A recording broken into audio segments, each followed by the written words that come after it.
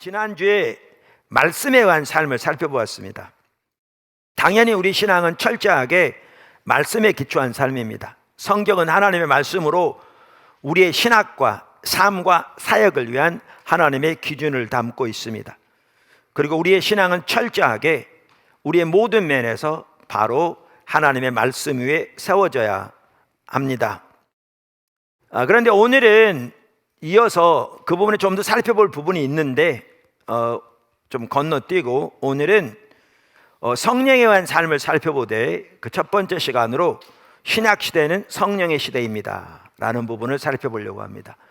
이게 말씀에 의한 삶과 성령에 의한 삶은 같이 가거든요. 그런데 이걸 잘못 이해하면 말씀에 의한 삶도 잘못 이해하고요, 성령에 의한 삶도 잘못 이해하게 됩니다. 한 예를 들면 많은 경우에 말씀을 힘주어 강조합니다.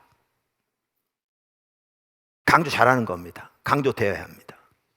근데 제 얘기는 그게 아니고 제 책 십자가 복음에 있는데 제가 지금 쭉 읽을 테니까 여러분 맞으면 동그라미, 틀리면 X 하십시오. 요렇게 하라는 게 아니고 마음속으로 요렇게 하라는 게 아니고, 성경은 하나님의 말씀이다. 맞습니까? 네. 성경은 우리의 신학과 삶과 사역을 위한 하나님의 기준을 담고 있다. 맞습니까? 네. 성경을 잘 연구하여 우리의 삶 속에서 그것을 잘 적용하는 것이 중요하다. 맞습니까? 네. 그러니까 아무리 강조해도 지나침이 없을 만큼 중요합니다. 이게 다른 말로 하면 말씀이 한 사람입니다. 자, 네. 그 다음, 우리의 신앙생활은 성경을 잘 연구하여 최선을 다해 그것을 우리의 삶에 잘 적용하는 것이다. 맞습니까? 틀립니다. 이게 제가 하고자 하는 말입니다. 아니, 그러니까 잘 들으셔야 합니다. 제가 지금 말씀드린 대로 성경은 하나님의 말씀으로서 우리가 성경을 잘 연구해서 그 하나님의 길을 우리의 삶의 모든 영역에 잘 적용하는 것이 아무리 강조해도 지나침이 없을 만큼 중요합니다. 그것이 말씀의 한 삶입니다. 그런데 이 말이 왜 틀리냐는 거죠. 그건 매우 중요하지만 그것이 우리의 신앙이다라고 말한 게 틀립니다. 다시 말하면 여기엔 뭐가 빠졌습니까? 하나님의 은혜가 빠졌고요. 뭐가 빠졌습니까? 성령이 빠졌고요. 뭐가 빠졌습니까? 십자가가 빠졌습니다. 그러니까 우리의 노력으로 이 삶을 사는 것이 우리의 신앙이 아닙니다. 그리고 그것은 가능하지 않습니다. 그걸 오늘 살펴보려고 하는 겁니다. 그걸 오늘 살펴보려고 하는 겁니다. 자, 첫 번째, 구약의 삶, 문자의 한 삶. 지금 말씀드린 게 왜 이게 안 맞느냐라는 거를 잘 볼 수 있는 방법이 뭐냐면요, 구약의 삶과 신약의 삶을 대조해 보면 분명하게 볼 수 있습니다. 구약의 삶과 신약의 삶을 대조해 보면 분명하게 알 수 있습니다. 자, 구약의 삶, 문자에 의한 삶.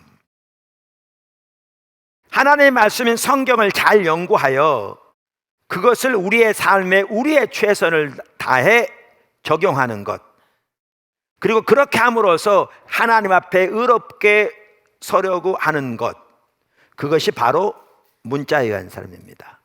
문자에 의한 삶입니다. 오늘 설교가요 좀 이렇게 강의처럼 좀 딱딱하게 들릴 수 있습니다. 제 설교가 매번 그렇다고요? 네, 그런 면이 있죠. 네. 그런데 잘 들어보시면 매우 중요한 요소가 있습니다. 네, 그리고 안 딱딱할 수도 있습니다.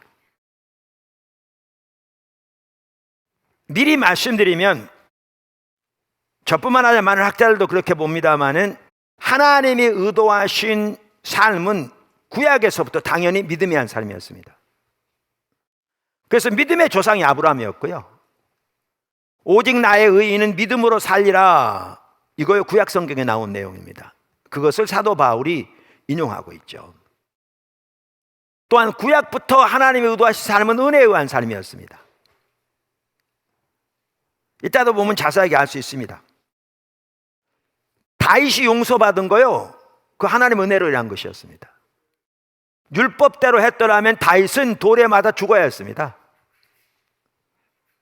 그런데 그가 회개하고 하나님께 용서를 받은 것은, 그리고 하나님이 그를 계속해서 사용하신 것은 전적인 하나님의 은혜였습니다. 그래서 구약에서부터 하나님이 의도하신 삶은 당연히 믿음이 한 삶이고 은혜의 한 삶이었습니다. 그러면 제가 구약의 삶을 문자에 의한 삶 이렇게 표현했는데, 왜 이렇게 표현했냐면 사도 바울이 그렇게 말하고 있습니다, 성경에. 근데 이거는 구약이 그랬다기보다는 많은 학자들이 이해하는 바와 같이 사도 바울 시대의 유대인들이 이해한 삶입니다. 그러니까 사도 바울 시대에 사도 바울을 대적했던 유대인들이 이해한 구약의 삶이 문자에 의한 삶입니다. 문자에 의한 삶. 그래서 제가 그렇게 지금 말하고 있습니다. 이것을 잘 볼 수 있는 구절 중에 하나가 어디냐면 고린도후서 3장 6절입니다. 오늘 성경 구절들 하나씩 볼 거거든요. 3장 6절 고린도후서. 그가 또한, 여기 그는 하나님입니다, 우리를 새 언약의 일꾼 되기에 만족하게 하셨으니, 여기 새 언약은 신약을 가리키죠. 그러니까 하나님께서 예를 들면 사도 바울만 하더라도 신약의 일꾼으로 삼으신 거잖아요. 만족하게 하셨으니, 그러면서 그 다음은 새 언약, 즉 신약을 설명하는 겁니다. 율법 조문으로 하지 않고 오직 영으로 하미니, 율법 조문은 죽이는 것이요 영은 살리는 것이라. 여기 보면 신약을 말하면서 새 언약, 신약은 율법 조문에 의한 삶이 아니라는 거죠. 그러니까 개역 한글 성경 과거에 보면 이걸 의문에 의한 삶이 아니다 이렇게 돼 있어요. 의문은 question mark, 이렇게 질문이 아니라 문자를 말합니다. 그래서 영어 성경은 대부분 더 letter, 문자라고 되어 있습니다. 문자. 그러니까 새 언약은 문자에 의한 삶이 아니요 영에 의한 삶이다. 근데 영은 성령을 가리킵니다, 여기에.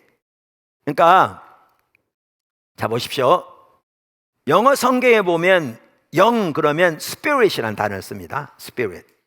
근데 성령을 가리킬 때는 구분하기 위해서 대문자로 씁니다. spirit. 인간의 영을 가리킬 때는 소문자로 s를 씁니다. spirit. 그럼 똑같은 spirit이라는 단어도 이게 성령을 가리키는 건지 인간의 영을 가리키는 건지, 뭐 때로는 귀신을 가리키는 건지, 이렇게 이제 구분할 수 있는 거죠.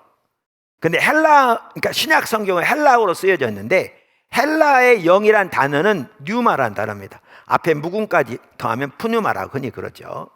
근데 이 단어는 다 소문자로 쓰여졌습니다. 그러니까 하나님의 영을 가리킬 때도 소문자로 써 있고요.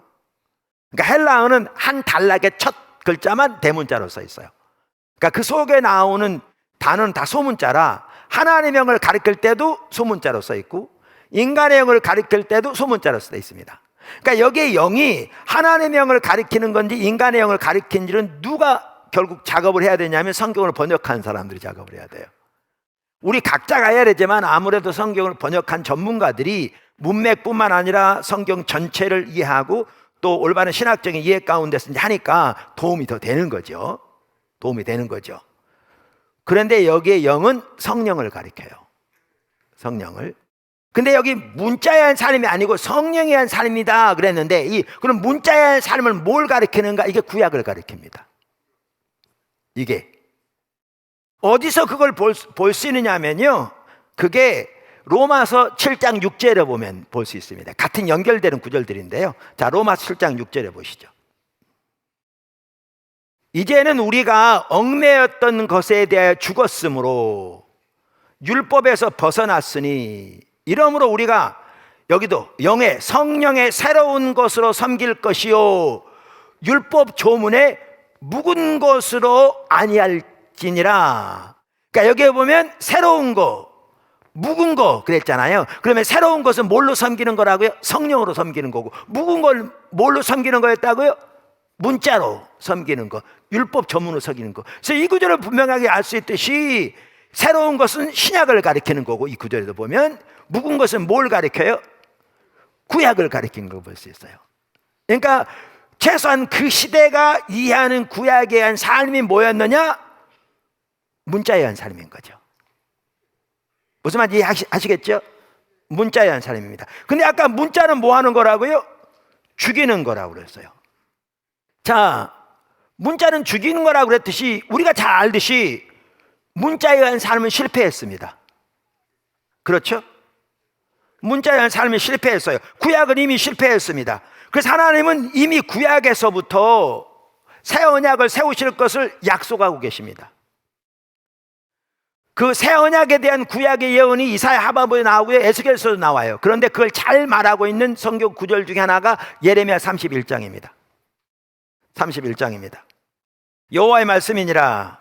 보라, 날이 이르리니 내가 이스라엘 집과 유다 집에 새 언약을 맺으리라. 뭘 맺으겠다고요? 새 언약, 다시 말하면 신약을 맺으리라. 이 언약은 내가 그들의 조상들의 손을 잡고 애굽 땅에서 인도하여 내던 날에 맺던 것과 같지 아니할 것은, 이게 무슨 언약이에요? 하나님께서 뭐죠? 이스라엘 조상들의 손을 잡고 애굽 땅에서 건져낼 때 맺은 언약이 무슨 언약입니까? 시내산에서 맺은 구약이잖아요. 그러니까 이 새 언약은 구약과 구언약과 같지 아니할 것은, 내가 그들의 남편이 되었어도, 여기에 보면 하나님과 이스라엘의 관계를 뭘로 비유하고 있습니까? 남편과 신부의 관계로. 그만큼 저들을 신부로 삼아서 하나님께 가까이 인도했음에도 불구하고 어떤 일이 있었느냐? 그들이 내 언약을 깨뜨렸습니다. 그러니까 호세아 시대에 하나님께서 호세아 선지자를 뭐죠? 창녀에게 결혼하라고 그랬잖아요. 그러니까 이게 뭘 보여주기 위한 거였어요? 이런 매우 드문 경우인데, 하나님이 남편이 되어서 그들을 정말 사랑하고 그들을 하나님께로 인도했는데, 신부인 아내인 이스라엘이 남편을 버리고 온갖 방탕하고 온갖 음란한, 쉽게 말하면 우상 숭배 가운데 떠난, 그럼에도 그 남편이, 그 신부가 남편인 하나님께로 돌아오기를 열망하는, 그것을 보여주기 위해서 그렇게 하신 거잖아요. 이런 것처럼 하나님이 저들의 남편이 되었음에도 불구하고 그들이 어떻게 했다? 그 언약을 깨뜨렸다. 그 언약을 깨뜨렸다. 이렇게 말하고 있죠. 그러면 33절, 그러나 그날 후에 내가 이스라엘 집과 맺을 언약은 이러하니, 새 언약을 가리키죠. 아까 나온 곧 내가 나의 법을 그들의 속에 두며, 그러니까 새 언약의 특징을 지금 말하는데, 하나님의 법을 어디에 두겠다고요? 하나님의 백성들 속에 두며 그들의 마음에 기록하여 나는 그들의 하나님이 되고 그들은 내 백성이 될 것이라. 여호와의 말씀이니라. 구약, 구언약, 하나님께서 이스라엘 백성들과 시내산에서 구언약을 맺을 때는 하나님이 하나님의 법을 어디에 기록했어요? 돌판에, 십계명. 그래서 로마서에 보면 사도 바울이 구약 시대에는 하나님이 하나님의 법을 돌비라고 그렇게 표현했죠. 돌비에 기록했지만 신약 시대는 어디에? 신비, 마음의 비에, 비석에다 기록했다, 이렇게 표현했잖아요. 그러니까 이 구절이 이제 새 언약의 구약과 다른 특징이 뭐냐 하면, 다른 핵심적인 특징이 하나님이 하나님의 법을 하나님 백성들 속에 두고 그들의 마음에 기록해서, 그래서 하나님은 그들의 하나님, 그들 하나님 백성이 되고 그들 각자가 하나님을 알게 될 것이고 하나님이 그들의 죄를 사할 것이다. 그게 이제 34절에 나온 내용이죠. 자, 이와 같이 문자에 의한 삶, 즉 구약은 실패했죠. 그래서 하나님은 구약 시대부터 새 언약을 세우실 것을 예언하고 있지요. 구약이 실패한 이유가 하나님의 법 때문이 아니고 사람들의, 하나님 백성들의 그러한 하나님을 버린 그러한 잘못된 태도였기 때문에 그렇다라는 거죠. 자, 여기 살펴보기 중요한 게 뭐냐면요, 이제 문자에 의한 삶이 실패한 이유입니다. 왜 실패했냐는 거죠. 왜 구약이 실패했냐는 거예요. 금방도 말씀드린 대로 실패한 이유는 하나님의 말씀이 있지 않았습니다. 하나님의 말씀은 온전하고 거룩합니다. 문제는 사람에게 있었습니다. 사람이 타락하여 하나님의 말씀대로 다 살아서 그것을 가지고 하나님 앞에 설 수 있는 능력을 가지고 있지 않았습니다. 이것을 아주 잘 보여주는 구절이 어디냐면요, 로마서 7장입니다. 로마서 7장 10절부터 보시죠. 아까 새 언약은 성령에 의한 삶이라고 말하면서 문자의 삶이 아니다, 그러면서 문자는 죽이는 거라고 그랬잖아요. 같은 말이 나옵니다. 7장 10절, 생명에 이르게 할 그 계명이 내게 대하여 도리어 사망에 이르는 것이 되었도다. 그럼 율법이 잘못됐단 말이냐? 그러면 율법은 하나님의 말씀인데 하나님의 말씀에 문제 있단 말이냐? 사도 바울이 이렇게 말합니다. 죄가 기회를 타서 계명으로 말미암아 나를 속이고 그것으로 나를 죽였는지라. 이러보건대 율법은 거룩하고 계명도 거룩하고 의로우며 선하도다. 그런즉 선한 것이 내게 사망이 되었느냐? 그럴 수 없느니라. 오직 죄가 죄로 드러나기 위하여 선한 그것으로 말미암아 나를 죽게 만들었으니 이는 계명으로 말미암아 죄로 심히 죄되게 하려 함이라. 이거 조금 더 살펴볼 겁니다. 우리가 율법은 신령한 줄 알거니와 나는 육신에 속하여 죄 아래 팔렸도다. 율법은 신령하고 거룩하고 어려운데 나는 육신에 속하여 죄 아래 팔려 내 육체적인 힘으로 하나님의 모든 말씀을 지켜 하나님께서 기뻐하신 자리에 설 능력이 내게 없다. 그래서 그것을 의지해 하나님께 서고자 하는 자들에게 그것은 결국 죽음이 되었다. 이렇게 말하고 있는 겁니다.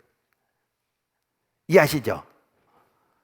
이걸 또 잘 보여주는 구절 중에 하나가 어디냐면요, 그 로마서 8장 3절입니다. 사도 바울이 아주 잘 말하고 있어요. 로마서 8장 3절 보십시오.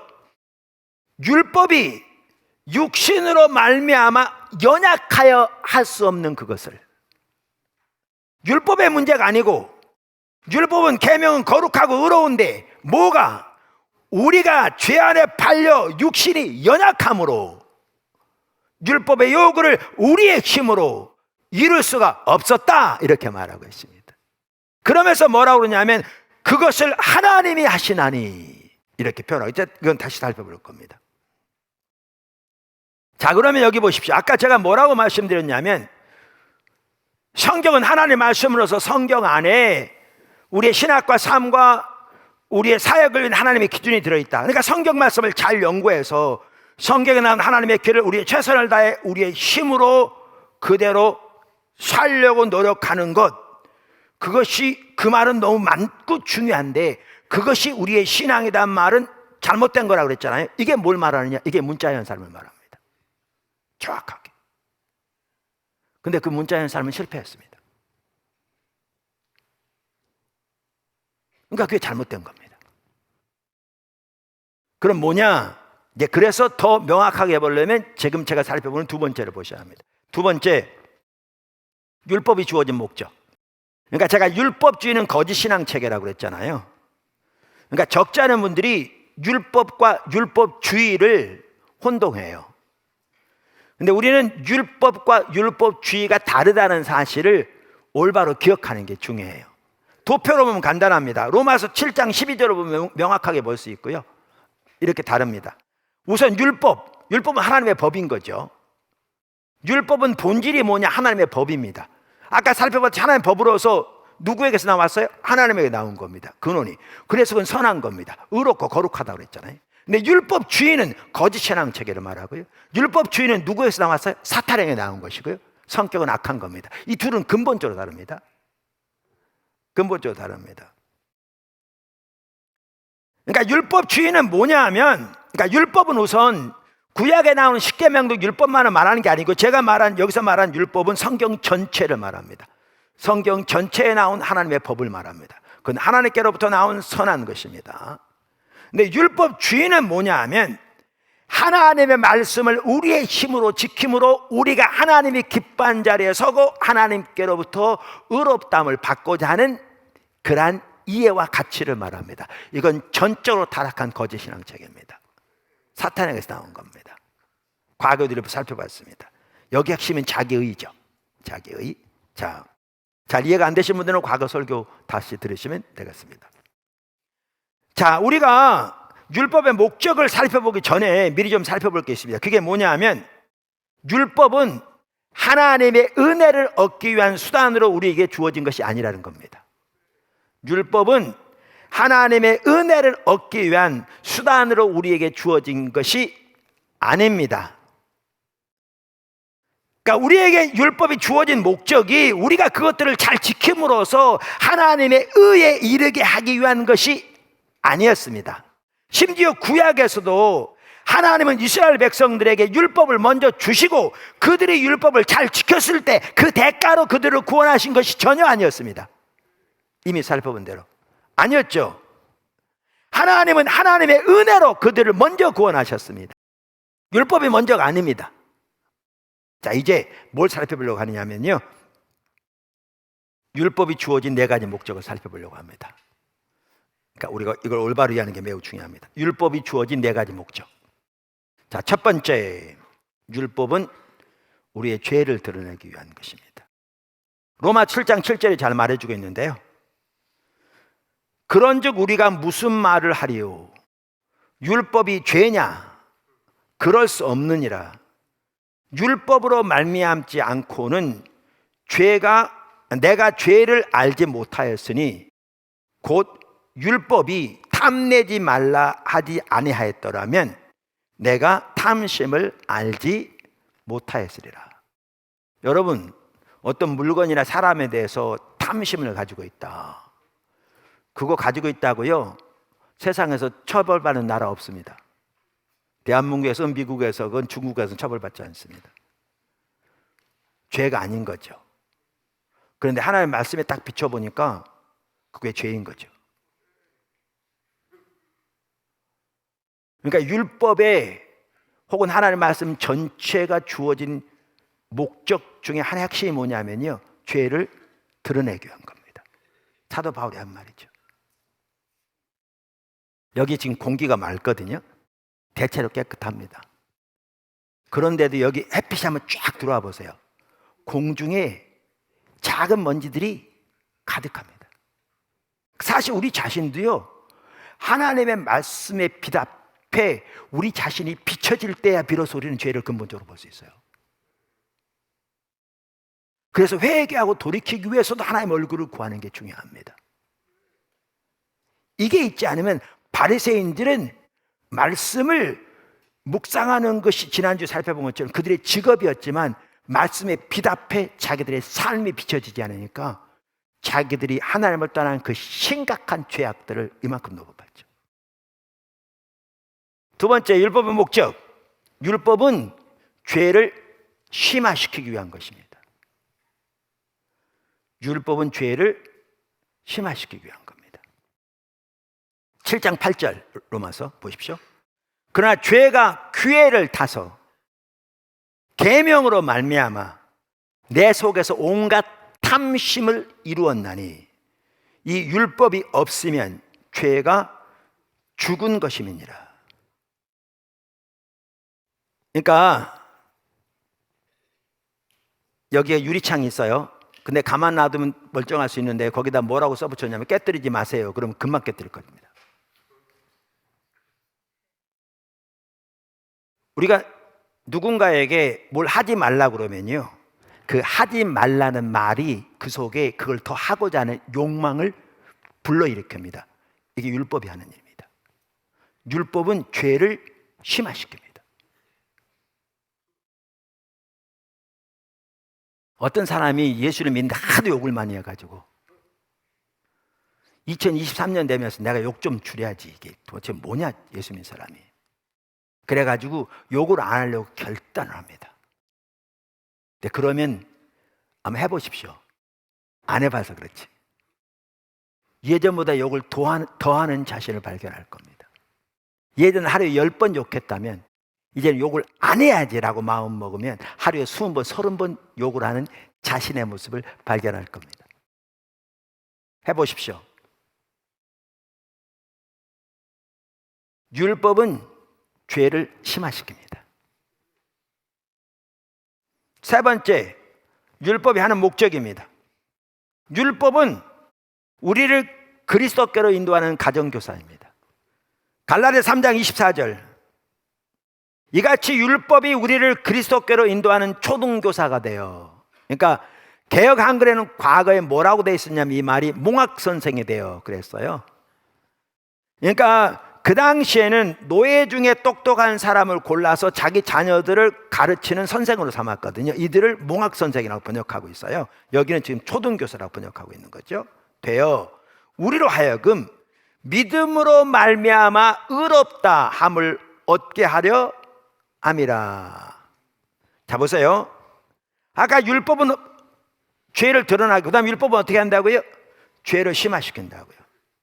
그래서 율법은 죄를 심화시킴으로써 우리 인간의 타락성을 철저하고 적나라하게 보여줍니다. 그래서 우리의 인간적인 노력으로는 하나님이 기뻐하시는 어떠한 의에도 이룰 수 없다는 것을 철저하게 깨닫게 해줍니다.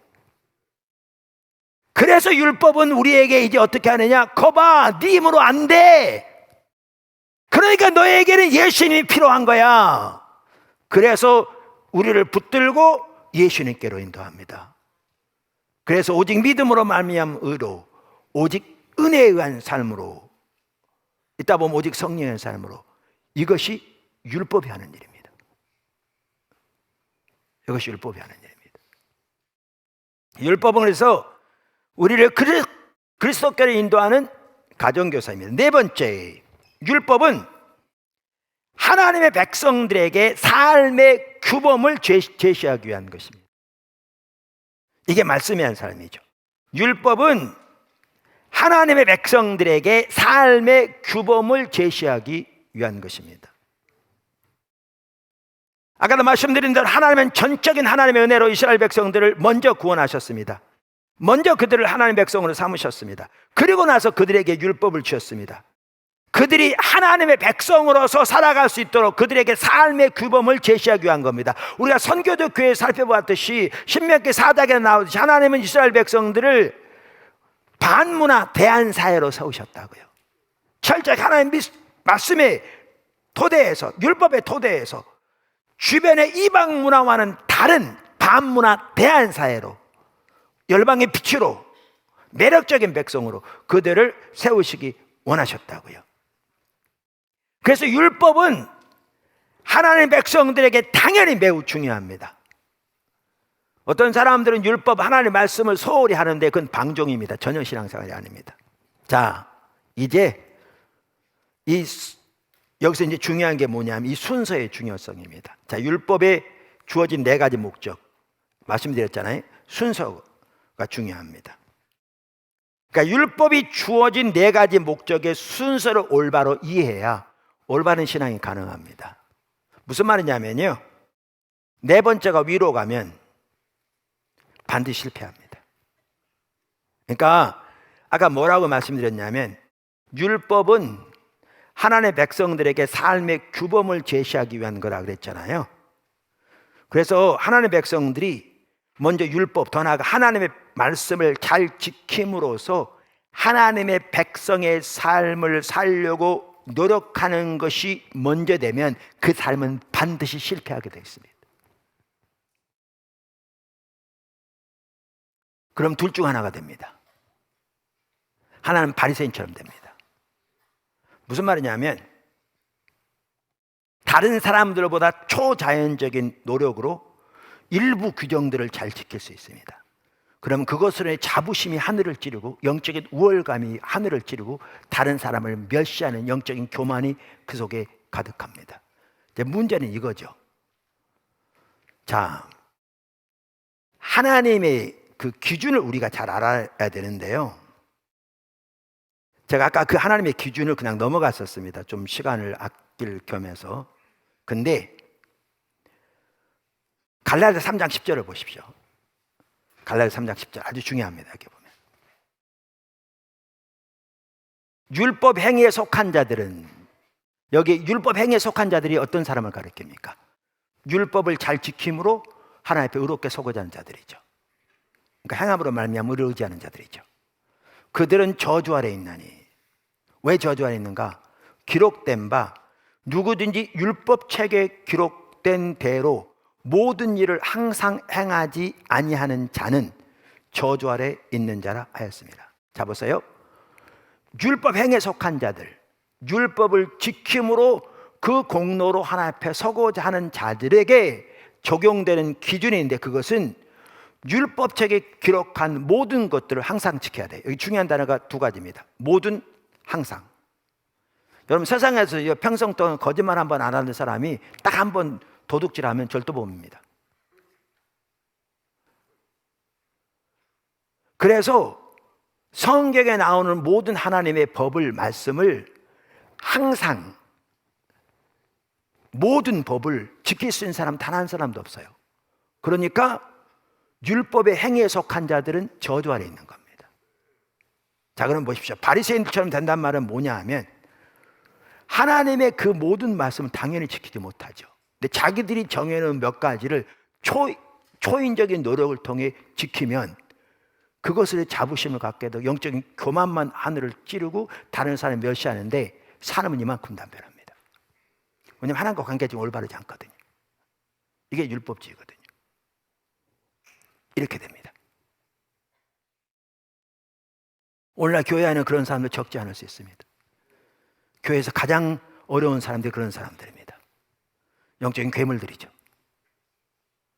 괴물들이죠. 실제 자신의 처지를 전혀 못 보는 겁니다. 하나님의 관계가 단절되어 있으니까 하나님의 말씀에 비답해 자신의 모습이 보여져야 되는데 전혀 보이지 않는 거죠. 중심은 전혀 변하지 않은, 세상적인 가치는 전혀 바뀌지 않은. 자, 이렇게 돼버리고요. 그럼 어떤 사람 반대는 또 어떻게 돼버리느냐? 이렇게 됩니다. 상습적인 죄책감인 거죠. 열심히 해보는데 안 되거든요. 그러니까 죄책감 쌓입니다. 다시 회개하고 또 도전합니다. 안 됩니다. 죄책감이 쌓입니다. 이런 연초되면 이제 새로운 마음으로 다시 주님의 뜻대로 잘 지켜보려고 노력합니다. 여전히 넘어지게 돼 있거든요. 그러면 어떻게 되느냐? 상습적인 죄책감이 짓누릅니다. 아까 영적인 우월감과 상습적인 죄책감은 정반대잖아요. 근데 똑같이 율법주의 열매입니다. 왜 그런 열매를 갖게 되는가? 자기 노력으로 하나님의 말씀을 잘 지켜 그 공로를 하나님 앞에 서고자 하는 그 가치가 있기 때문에. 똑같이 율법주의 열매입니다. 똑같이. 그렇게 상습적인 죄책감이 시달리다가 나중에는 지쳐서 적당히 타협해버리기도 합니다. 누가 그렇게 사는 사람이 있나? 라는 식으로. 그래서 하나님의 말씀대로 살지 못하는 자신의 모습을 정당화시킵니다. 그건 전혀 성경이 말하는 신앙생활 아니죠. 둘 다 철저하게 실패한 사람입니다. 이게 순서가 거꾸로 되면 이렇게 됩니다. 그럼 올바른 순서는 뭐냐? 지금 제가 말씀드린 그 순서들에 대해 올바른 순서가 됩니다. 올바른 신앙이 가능합니다. 무슨 말인지 설명하겠습니다. 율법은 아까 뭐라고요? 하나님 말씀은 뭐라고요? 우리의 죄를 드러냅니다. 우리에게 하나님의 기준이 선명히 비춰질 때 그 앞에 드러난 우리의 모습을 깨닫게 될 것이고, 그럼 거기서 회개가 일어납니다. 중심에서 회개가 일어나죠. 오, 하나님, 제가 잘못했습니다. 하나님이 옳습니다. 제가 잘못했습니다. 그리고 돌이키죠.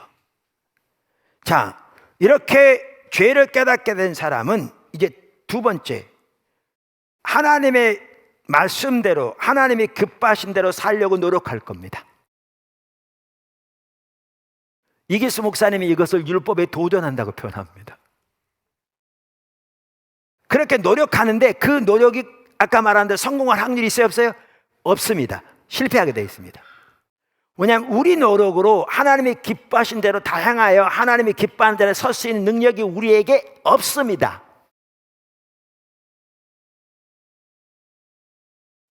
실패하게 되어 있습니다. 우리의 자원으로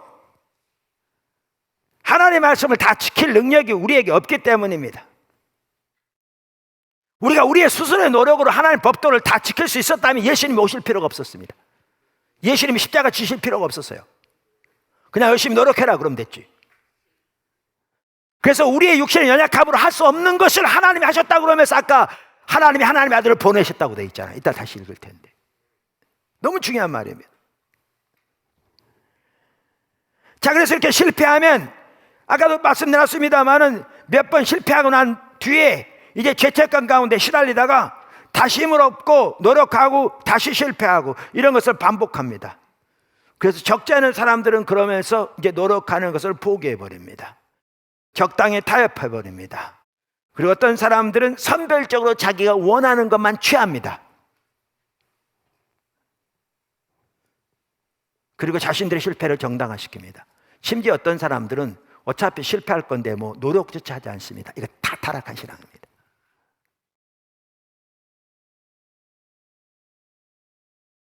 근데 여기에 이제 갈림길이 있습니다.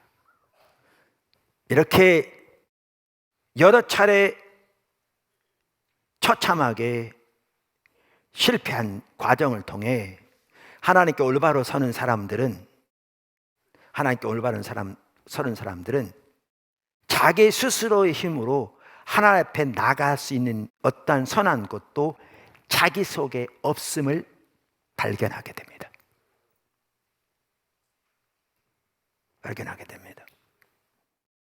다시 말해서 그 사람들은 자기 자신의 철저한 무능함을 깨닫게 되게 됩니다. 바로 이 자리에 서도록 율법이 죄를 심화시키는 겁니다. 우리로 이 자리에 서도록 율법은 반복적으로 우리 죄를 심화시키는 겁니다. 그게 율법의 목적입니다. 아까 설명드렸는데. 그래서 이렇게 철저한 자신의 무능함을 발견한 사람은 그때야 비로소 예수 그리스도가 우리의 힘이요, 지혜요, 의로움이요, 거룩함이요, 능력이라는 사실을 발견하게 됩니다. 왜 예수님께서 내가 곧 길이요 진리요 진리라고 말씀하신 것을 깨닫게 됩니다.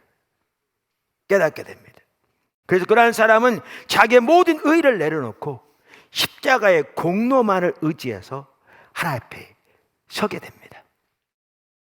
바울도 그렇게 했습니다. 로마 7장에서 사도 바울이 이렇게 말합니다. 18절 24절 내 속에 곧 내 육신에 선한 것이 거하지 아니한 줄을 아노니 원함은 내게 있으나 선을 행하는 것은 없노라. 24절 오라 나는 곤고한 사람이로다. 이 사망의 몸에서 누가 나를 건져내랴. 그러니까 탄식하고 난 뒤에 8장 1절에서 이렇게 말합니다. 그러므로 이제 그리스도 예수 안에 있는 자에게는 결코 정죄함이 없나니 이는 그리스도 예수 안에 있는 생명의 성령의 법이 죄와 사망의 법에서 너를 해방하였습니다. 그래서 자신의 철저한 무능함을 발견하고 오직 십자가의 공로만을 의지하여 서는 사람, 그래서 자기 자원과 노력이 아닌 하나님의 은혜로 하나님의 말씀을 따라 사는 삶, 이게 성경이 말하는 신앙입니다.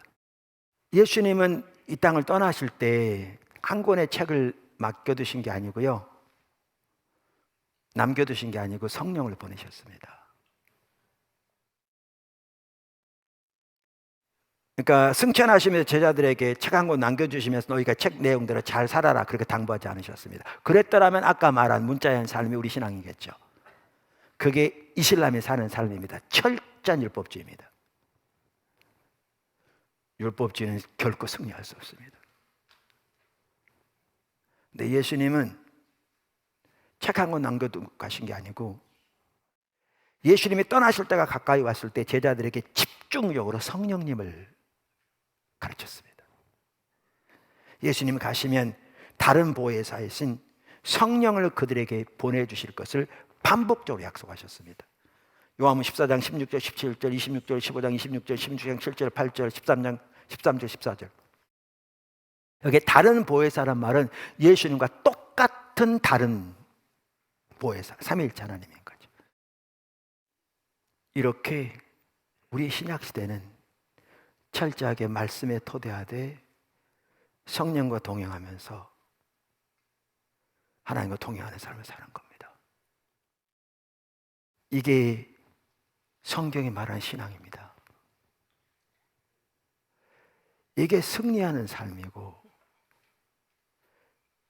이 엄청난 승리를 위해 하나님께서 하나님의 아들을 십자가에 내어주시고 하나님의 영 예수님과 똑같은 같은 다른 보혜사 성령을 우리 각자에게 개인적으로 친밀하게 보내셨습니다. 아까 율법에 4가지 목적을 순서가 중요하다고 나눈 것처럼 우리 포도나무교회 모든 지체들은 이러한 하나님의 길을 선명히 깨닫고 자기중심적인 자기 자원을 의지하는 타락한 신앙을 철저히 버리고 주님이 말씀하신 십자가 복음의 삶, 그 승리의 삶, 철저하게 성경의 토대에서 십자가 성령에 의한 삶, 은혜와 믿음의 삶 가운데 서게 되기를 주님을 축원합니다.